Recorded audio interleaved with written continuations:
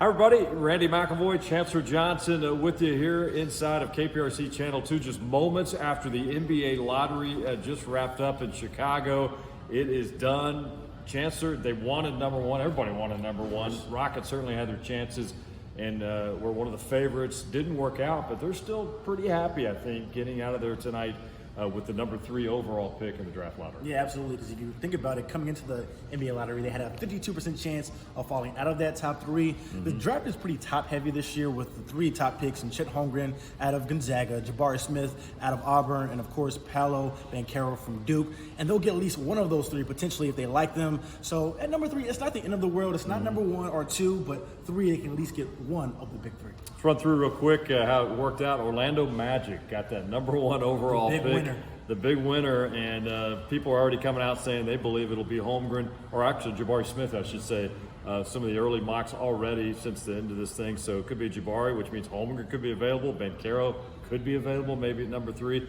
OKC finished number 2 with the number 2 pick. Rockets are at 3. Sacramento and Detroit to round out the top 5. It's a big, tough night for the Detroit Pistons. They were hoping to get a shot to get a little higher, and they got to settle for number 5. Yeah, number 5 isn't ideal, but there's still some other prospects at 4 and 5. But sticking with the Rockets at number 3, I think the player that will probably be there the most for them will be Paolo Banchero, the guy out of Duke. He is a shot creator and a shot maker. And of course, when you get to the NBA, you need guys who can get buckets, and he showed a lot of that in Duke, specifically throughout the NCAA tournament. He came up with some timely buckets, especially in that UNC game as well. So I think if you saw that Banchero and Green pairing, it's a nice little future for these. That is a good combo. Banchero, by the way, 6'10". They list him at 250 pounds, so he's got some good size.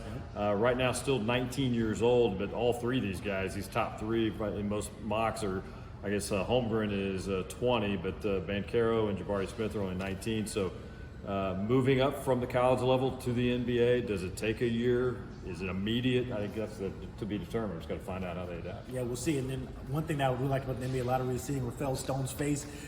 He lived up to his last name, a stone-cold face. That's right. But we'll hear from him a little bit later on this evening to see what his reaction is. But the Rockets also have another pick. It's a little bit later on, pick number 17, but they can maybe package that if they really like some of the other guys, maybe trade up to get Holmgren or Jabari Smith. They really are key on them at 1 or 2 if they don't like their number 3 pick. All right, so a little drama tonight. We were bouncing around inside the newsroom as they made the selections from 14 all the way down to number 1. We were waiting. It came down, and sure enough, at number 3, the Rockets were right there, but they will be getting a very nice player when it's all said and done.